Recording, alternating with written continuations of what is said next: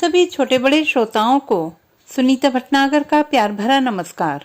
Audio stories के हमारे channel कहानी जगत में आप सभी का स्वागत है। हिंदी कहानियों के श्रृंखला में आइए आज सुनते हैं मनोहर चमोली मनु जी द्वारा रचित कहानी उलझन।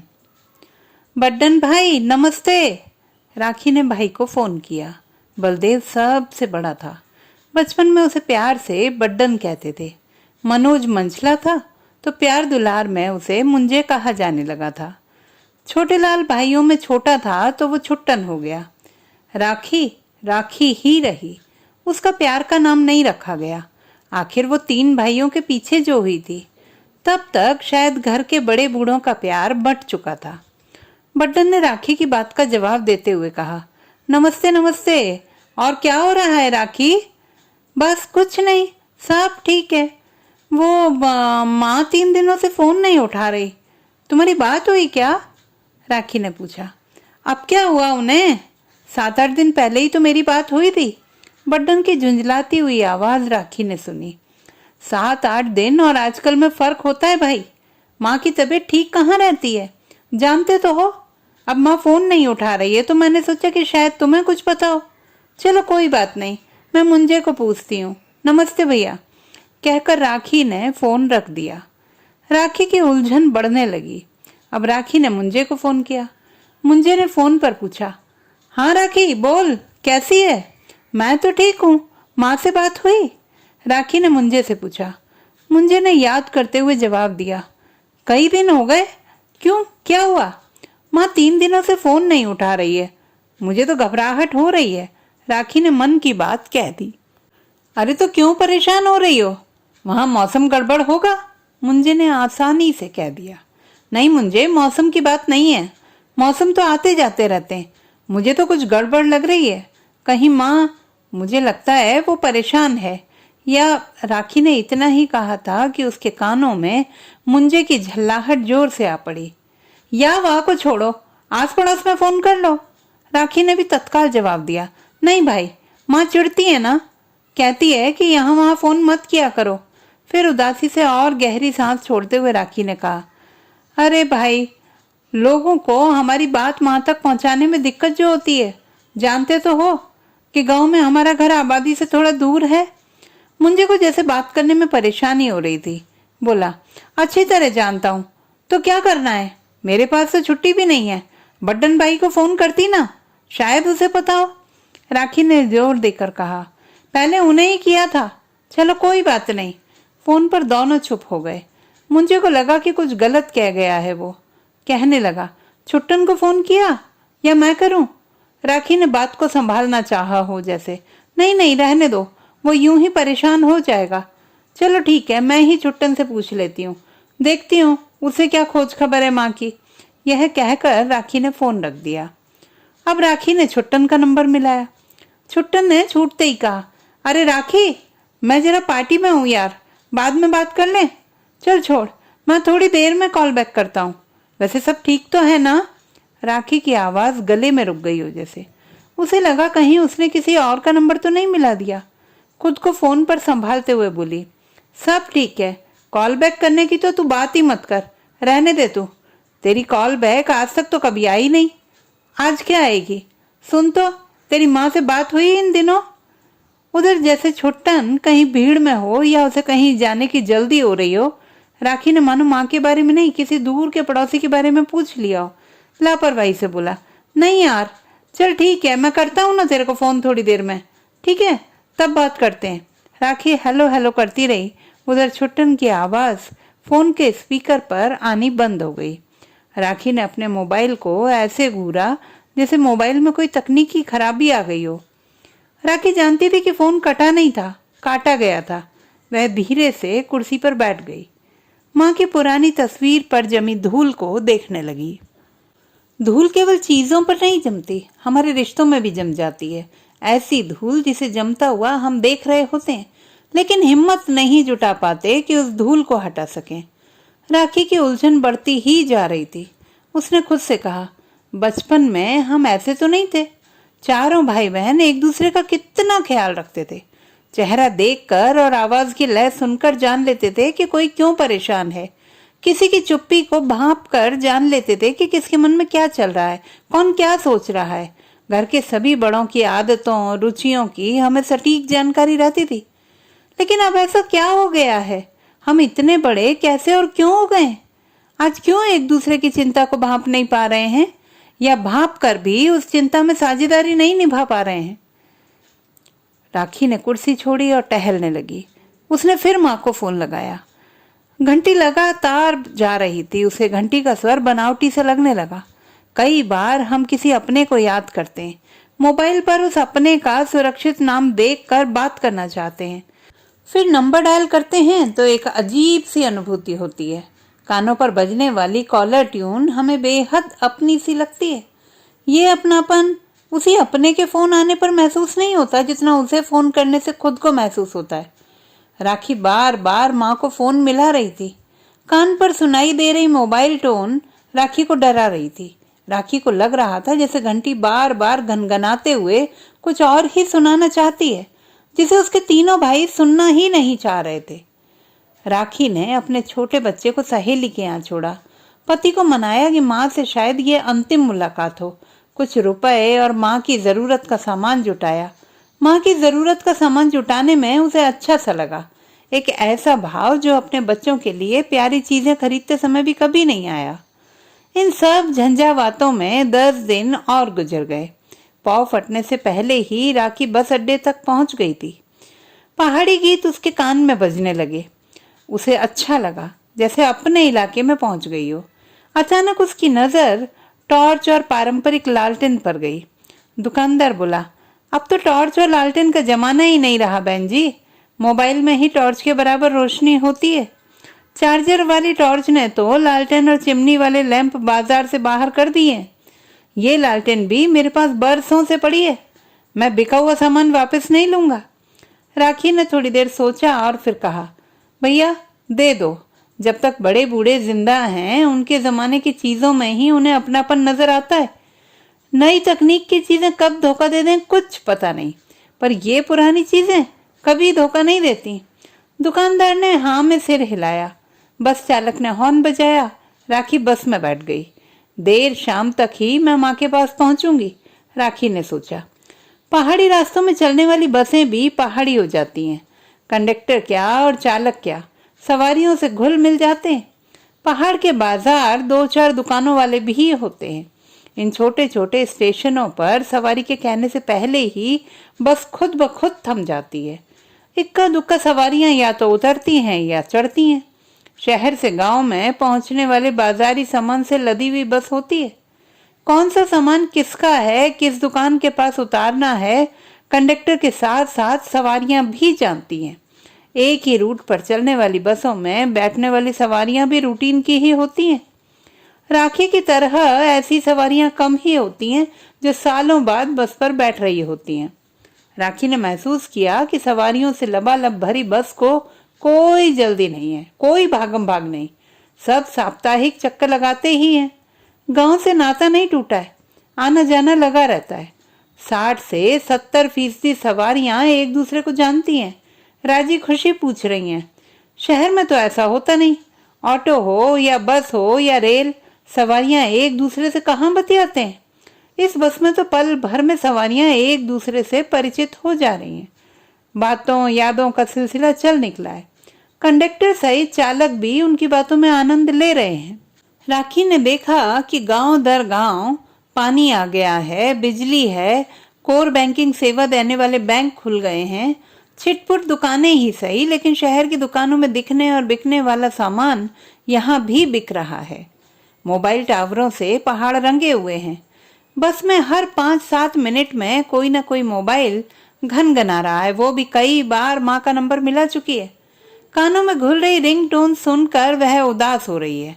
राखी सोच रही है कि काश उसकी माँ भी फोन कर उसे पूछती कि बता कहाँ तक पहुंची है अब, जैसे दूसरी सवारियों के परिजन बार बार फोन कर करके पूछ रहे थे। फिर उसे याद आया कि माँ को मोबाइल चार्ज करना कहाँ आता है, नंबर मिलाना भी नहीं आता। वो तो गांव का कोई उस तरफ आ जाता होगा तो मान मनोहार कर अपना मोबाइल दिखवा लेती होंगी। कई बार तो छाती से चिपका हुआ मोबाइल स्विच ऑफ हो जाता है माँ का। कई बार बैटरी लो हो जाती है। राखी यह सब सोचकर मुस्कुराई और फिर परेशान भी हो गई। राखी ने इस बार तय कर लिया था कि वो माँ को मोबाइल के कई फंक्शन सिखाएगी। 2-3 दिन रहकर उसकी जरूरत का और सामान खरीद कर सब घर भर देगी। अपनी सारी उलझनें दूर करके ही वापस लौटेगी। क्या पता अब कब आना हो। बस माँ की सेहत ठीक होनी चाहिए, वो कहीं बीमार ना हो। उसका मन बार बार कह रहा था कि सब कुछ ठीक नहीं है, माँ को तकलीफ है। अब माँ कान से सुनती भी कम है, आंख भी कम देखती है। बस लगभग 5 बजे के आसपास गांव की सड़क के किनारे पर रुकी। राखी ने अपने तीनों नग उतारे, बस आगे निकल गई। धार से नीचे राखी का मायका दिखाई दे रहा था। गांव से दूर उसका बचपन का घर धुंधलाता हुआ दिखाई दिया, जैसे उसे चिढ़ा रहा हो। राखी और उसके भाइयों का बचपन उसी घर में तो बीता था। उसे याद था कि जब वो पिछली बार आई थी तो आसमानी रंग की पुताई करके गई थी, लेकिन उसे घर का रंग रोगन गहरे हरे रंग का दिखाई दे रहा था। तभी तो पेड़ पौधों के बीच गौर से देखने पर ही उसे अपना घर दिखाई दिया था। अचानक उसे बड्ढन, मुंजे और छुट्टन की याद हो आई। कल जब उसने तीनों को फोन करके बताया कि वो गांव जा रही है, तो तीनों उसे नसीहत देने लगे थे। ये करना, वो मत करना, ये ले जाना, ठीक से जाना, बस का पता कर लेना, आदि आदि। राखी सोचने लगी, कैसे तीनों भाई ये बताना नहीं भूले कि वो माँ के अकाउंट में हर महीने 1-1 हजार रुपये डालते हैं, जो नियमित कंप्यूटराइज्ड माँ के अकाउंट में चले जाते हैं। छुट्टा ने तो यहाँ तक कह दिया कि वो इस महीने तक के हिसाब से 32,000 रुपये भेज चुका है। क्या माँ को रुपए भेजना और उसे याद रखना अच्छा है? क्या माँ को वक्त जरूरत पर अपने बच्चों का संग साथ नहीं चाहिए? क्या कोई माँ सिर्फ रुपयों से जीवन काट सकती है? क्या हमारा जीवन इतना अहम हो गया कि जिसने हमें जीवन दिया, हम उसके लिए समय ही ना निकाल सकें? राखी इन सवालों का जवाब खुद से पूछती हुई आगे बढ़ रही थी। जाड़े के दिनों में दिन छोटे हो जाते हैं, रात जल्दी अपने पैर पसार लेती है। दिन की धूप अच्छी लगती है और रात को जल्दी से बिस्तर में घुस जाना अच्छा लगता है। कई बार रात की नींद उचट गई तो जागते हुए भी बिस्तर छोड़ने का मन नहीं करता। हवा तेज बहने लगी थी। राखी का शरीर कांपने लगा था। उसे पता ही नहीं चला कि वो ठीक अपने घर के दरवाजे के सामने आ खड़ी हुई है। दरवाजे पर सांकल चढ़ी थी और सांकल पर ताला जड़ा था। राखी खलिहान पर ही पसर गई थी। पैरों में करंट सा दौड़ रहा था। अंधेरा होने को था और माँ का कुछ पता नहीं। आसपास कोई घर भी तो नहीं। वो गांव के रास्ते से नहीं आई, धार धार होकर आई थी। अन्यथा गांव में तो पता चल ही जाता कि माँ है कहाँ। उसने आसपास नजर दौड़ाई। एक बंठा और केतली बाहर थी। लोटा जल से आधा भरा था। पुरानी चप्पलें, माँ की पुरानी साड़ी तार पर बंधी थी। राखी को यह समझने में देर तो नहीं लगी कि माँ सुबह तो यहीं थी। आंगन पर रखे झाड़ू को देखकर राखी ने अनुमान लगा लिया कि उस झाड़ू से सुबह साफ सफाई की गई है। इसका मतलब माँ बिस्तर पर तो नहीं है। पर यह भी संभव है कि बहुत बीमार और किसी के घर पर लेटी हो और घर की सफाई किसी बच्चे से करवाई हो। तभी खलिहान की ओर आते रास्ते में एक साया सा मंडराया। अब लगभग अंधेरा हो ही चला था।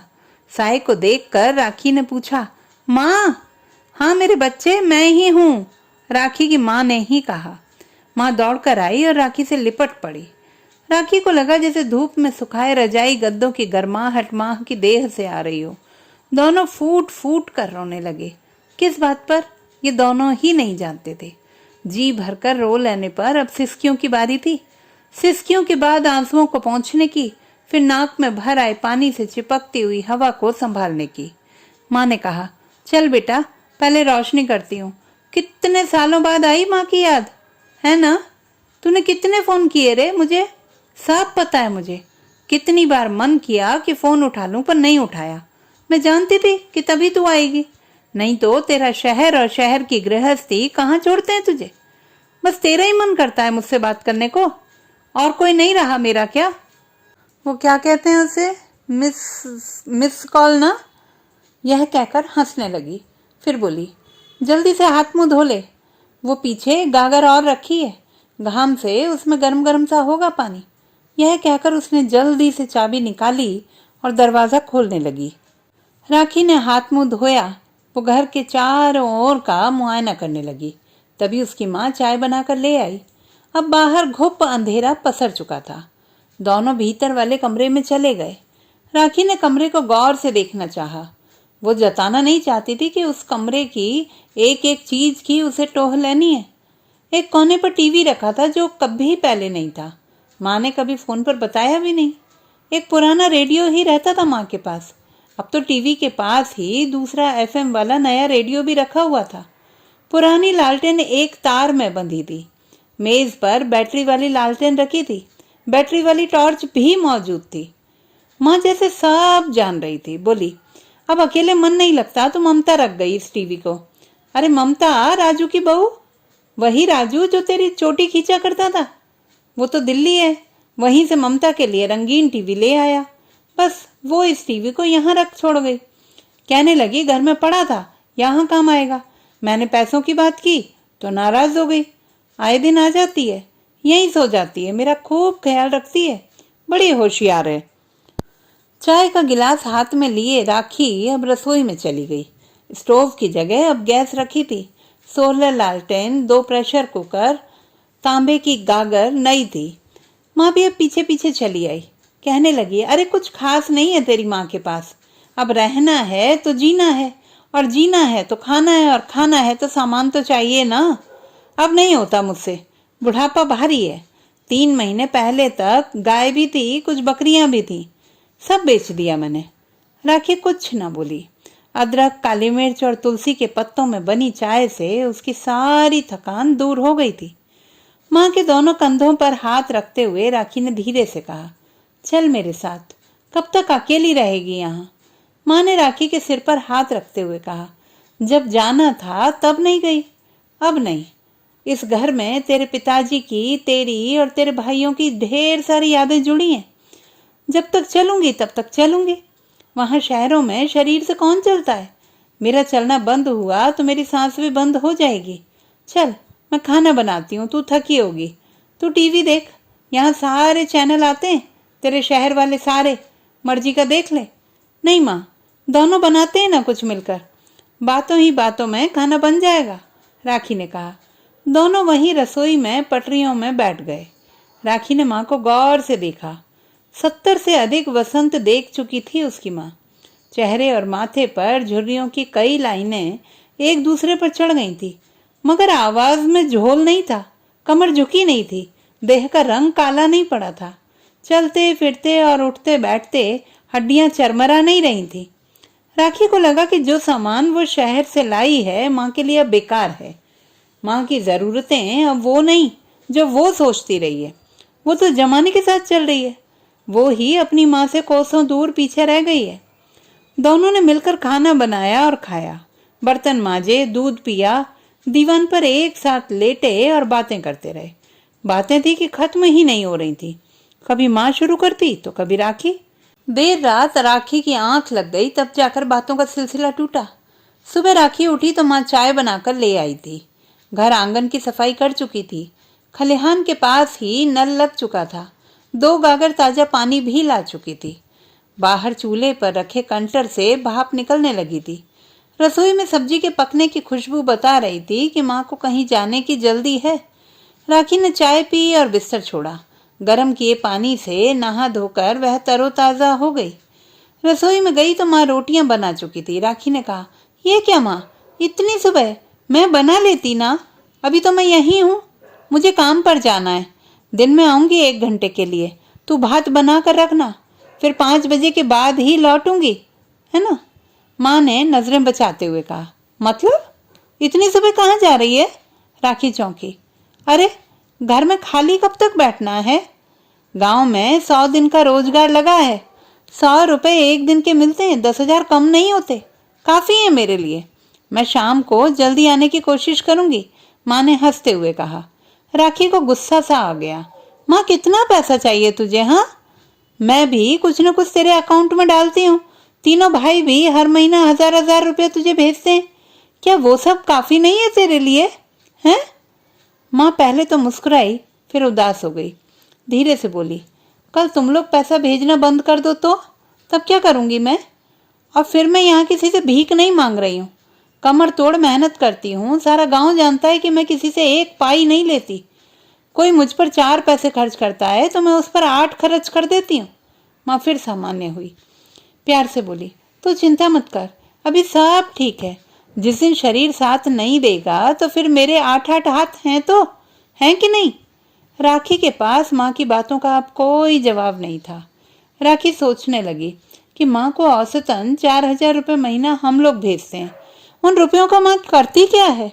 माँ की पासबुक देखनी पड़ेगी। माँ काम पर जाने लगी। जाते जाते कह गई, दिन में हो सके तो बैंक चली जाना। जहाँ तुम्हारी बस रुकी थी ना, वहीं पास में ही बैंक है। संदूक में पासबुक रखी है। बैंक न जाने कब से नहीं गई हूँ। संदूक में 10-1 हजार रुपये हैं, वो जमा कर देना। घर में पैसे रखना ठीक नहीं है। राखी माँ के बारे में सोचने लगी। माँ शरीर से बुढ़ा गई है, लेकिन दिल और दिमाग से चुस्त है। हम लोग मन ही मन में जो कुछ भी सोचते हैं उसे झट से भांप लेती हैं, झट से वही बात कह देती हैं या उसके आगे की बात कह देती हैं। राखी ने संदूक से पासबुक निकाली। पासबुक में कई महीनों से लेन देन हुआ ही नहीं था। राखी को विश्वास सा नहीं हुआ। जमा धनराशि के कॉलम में भाइयों के भेजे गए 1-1 हजार रुपए का विवरण था। राखी दंग रह गई कि माँ ने अपने इस खाते से कोई भी निकासी नहीं की है। उसने हिसाब लगाया कि आखिरी एंट्री की अंकना 30 माह पहले की है। आखिरी एंट्री में 10,000 रुपये जमा किए गए थे। कुल जमा धनराशि 65,000 रुपये थी। राखी खुद हर महीने 1,000-2,000 रुपये भेजती ही है। कम से कम 1,20,000 रुपये की एंट्री अभी भी दर्ज होना बाकी है। इस हिसाब से माँ के अकाउंट में कम से कम 1,85,000 रुपये तो जमा है ही। राखी बड़बड़ाई, ये माँ भी ना मरने के बाद और उलझने पैदा करेगी। राखी धम्म से फर्श पर बैठ गई, जैसे पका हुआ आम धरती पर टपक पड़ा हो। तो दोस्तों, ये थी हमारी आज की कहानी। आपको कैसी लगी कमेंट बॉक्स में लिखना ना भूलें। चैनल को सब्सक्राइब करें, लाइक करें और मित्रों के साथ शेयर करें।